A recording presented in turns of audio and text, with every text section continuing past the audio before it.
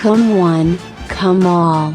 Ladies, gentlemen, gun sluts and autists. I present to you, the gun cunt. What is going on YouTube? This is the Indian Arms Corporation 380 pistol. Just to get a couple of things out of the way, by no means am I, like Jolly or Gun Believable. Those guys have fantastic videos with tons of information. This is merely a D-list shit tier content video from your boy, the Gun Cunt. Essentially, this is a pistol that has very limited amounts of information. The rumor has it that there was only about 1,000 of them made. However, I believe that that's probably the sequential serial numbered versions. These guys offered something cool at the time, and that was custom serialized numbers on your pistol. So this could be birthdays, anniversaries, what have you. In fact, two of the supposed pistols that were fresh off of the line were marked as the Stanley 1 and Stanley 2.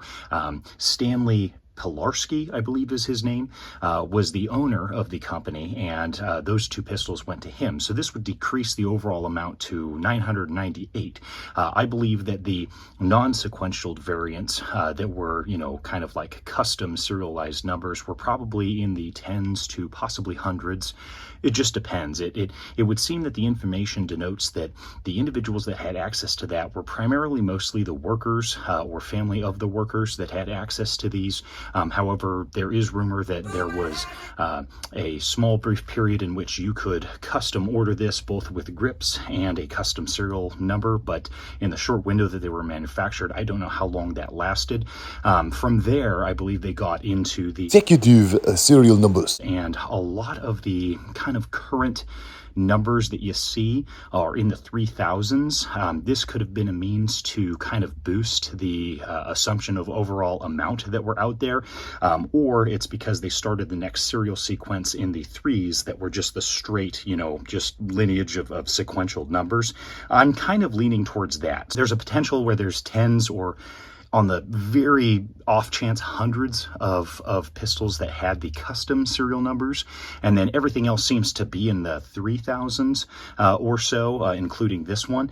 However, I've yet to see anybody that was in the 4000s or the very, very high end of the 3000s. I've also never seen any other custom serialized numbers that had any kind of meaning or date or anything that was in the twos or ones of the 1,000 number mark. So it's a little bit difficult. The other frustrating thing is because these guys were only in business for about 2 years, there's not a tremendous amount of information out there. There's probably about 7 forums that have information kind of here and there, a lot repeating the same stuff that you would typically see. And then the only actual video that is out there is an individual, I forget his name, but I'll post a little picture here. He kind of just goes through the manipulation and talking about the pistol and him potentially carrying it or something like that. But that's about it. So unfortunately, I'm not going to take a deep dive into the information because I just I don't have any readily available information that I can draw from outside of just what's commonly being kind of popcorned around in various forums. These pistols kind of came about because of the 1968 import point system legislation that transpired. So PPKs that were being imported were a certain size or weight or what have you. And then after 1968, those things, unless they met a certain criteria, couldn't be imported. At least that's as I understand it. Again, I'm not a Walther expert, so forgive me if I misspeak here. I'm not a point of authority or anything like that. I'm just kind of going off why I believe, this kind of came to be. And these guys came into business after that legislation was passed, and so that's where we got the advent of the PPK/S, where it was a little bit longer, one extra round, and then it kind of met all that criteria. However, these guys kind of facilitated a niche in the market to bring, the same small PPK pistols, but domestically made. And if you look at these, they're pretty well made. I mean, they look very, very well done. Most used examples are going to have the nice stainless. I don't think I've ever seen a blued one, but primarily all stainless. But just the machining alone, it looks very well done.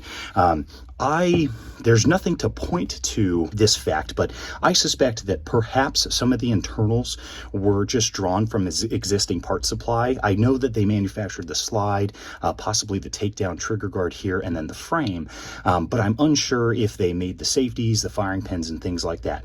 These utilize a round firing pin. With the PPKs, PPK, /S, or maybe it's the PP model. Again, not an expert. There's also a squared firing pin version. However, these use the round firing pin version. One of the primary complaints about these pistols is that these ones exactly, not the other models therein, but these ones primarily is the safety drum was cast. And that's how this pistol came into my possession. Is the original owner, this was missing, but then when I took this apart, I found this other half stuck in there, and they had taken out the firing pin and firing pin spring.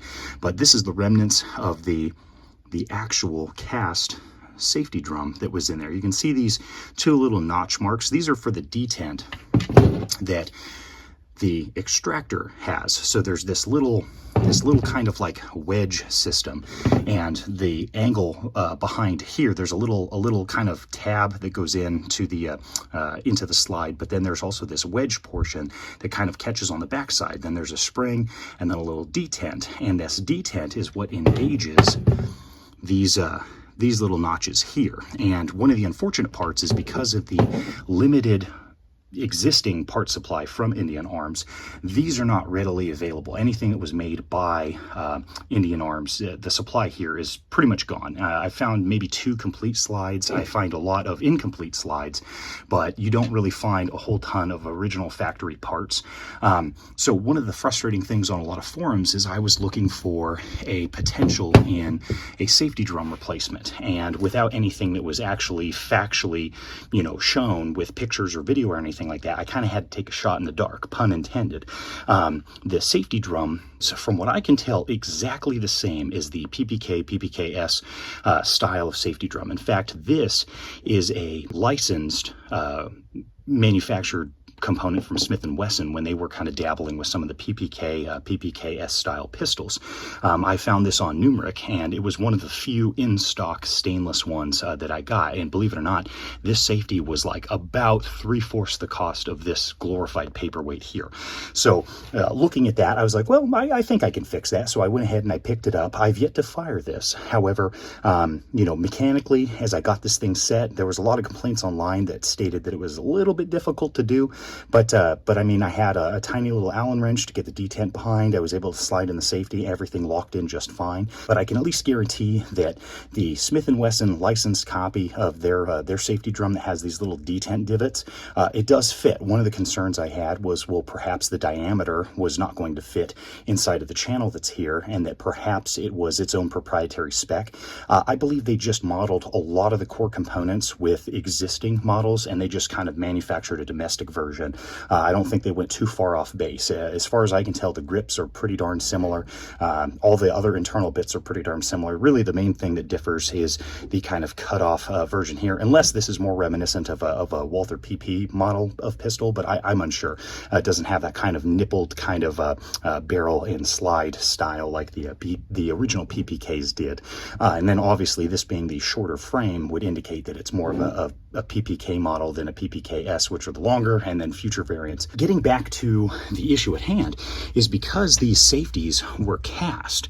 As I mentioned before, there's about 3 or 5 accounts that I found online where individuals had the same exact issue happen. And one of the reasons is the little cutout there for the firing pin. There's only these kind of like 2 little bars that are here, and then a little bit more material, and the hammer as you were decocking as well as firing. So even if I'll decock it now, it's going to impact that drum, and then when I fire, in the normal position, it too is going to kind of kiss that safety drum just a little bit. And you can see the firing pin doesn't protrude a tremendous amount, but it's enough to strike the firing pin and then therefore strike the primer.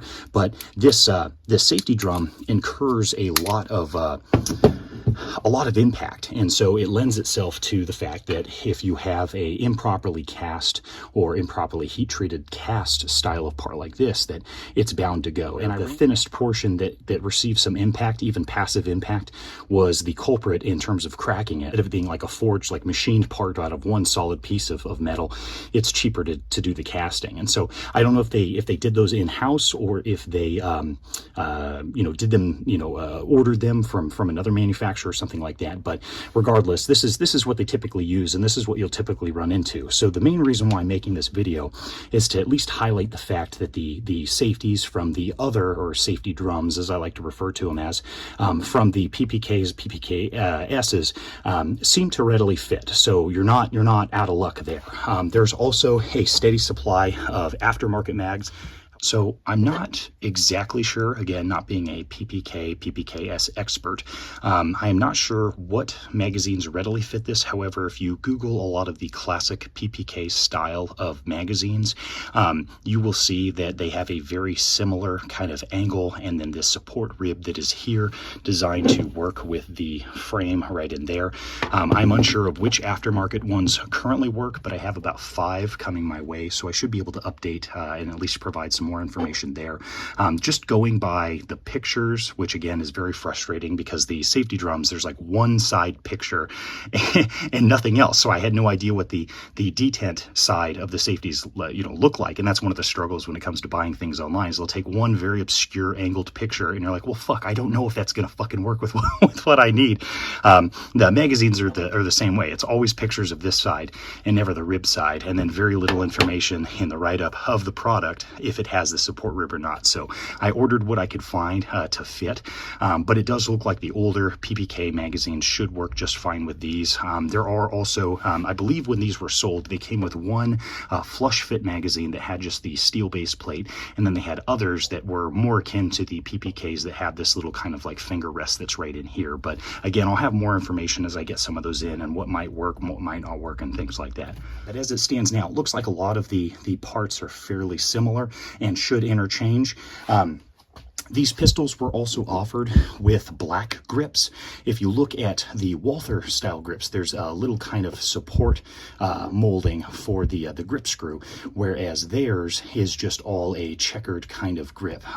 Some seem to have the little emblems here. I have seen others that are just a plain Jane cheapy plastic style of grip. Supposedly these grips, according to a post on the forums, were made in Italy, but I don't know if there's any truth to that or not. Again, this is just parroting information that I'm seeing online. This thing may not work at all. I mean, so far what I can see mechanically is everything engages as it should. I have the decocker function that works as it should. One weird oddity, and again, not being familiar with the PPKs, is I am unsure if this is a design feature where I put it into the fire and it kicks the trigger forward, putting it in double action mode, or if that's some kind of hang up that I have because it's not the proper safety. I suspect that it's part of the design as a whole, since it does have a decocker kind of function to it. In addition to that, it does put it in a double action position so that you can fire in double action mode versus the single action. So it all makes sense. But if there's any kind of internal issues, I may run into that when I take this out to fire. I don't anticipate firing this a whole bunch. It's kind of just a cool PPK pistol that I now have that I can check off the box for I've owned it kind of deal. I don't really care too much about the rarity, but despite the rarity, it doesn't really command that high of a resale price. Most of them hover between 350 chicken nuggets to max about 500 chicken nuggets. Almost all of the auctions tend to hover in that price range. I guess you could put this up for more than that, but realistically, unless you have the box and papers that these are typically seen with, that's really what garners a lot more of the money than just the pistol itself. There's nothing too special about these other than the fact that they look pretty slick, and they tend to have safeties that fucking break. But outside of that, I'll probably take this out probably once or twice a year, maybe 2 to 4 boxes per outing. So it's not going to be a high volume gun, but I suspect that it'll probably eat up a Full Metal Jacket just fine. I'd be interested to see how it handles some kind of like standard hollow point loads. I do know that with this particular design, the PPKs weren't really designed around a plus P type of load. Anything with like the springs that are used inside, I'm just unsure if it's going to be able, being a direct blowback, if it's going to be able to handle that or not. But I don't think I'm going to try and push it. I think I'm just going to use very basic bitch kind of loads with this thing and just kind of have some fun. But anyhow, I wanted to have a data point that I could put out there and at least kind of verify for you guys for sure that that safety replacements can work, and that I do suspect that licensed, copied, or original factory components, at least as far as the internals go, should work.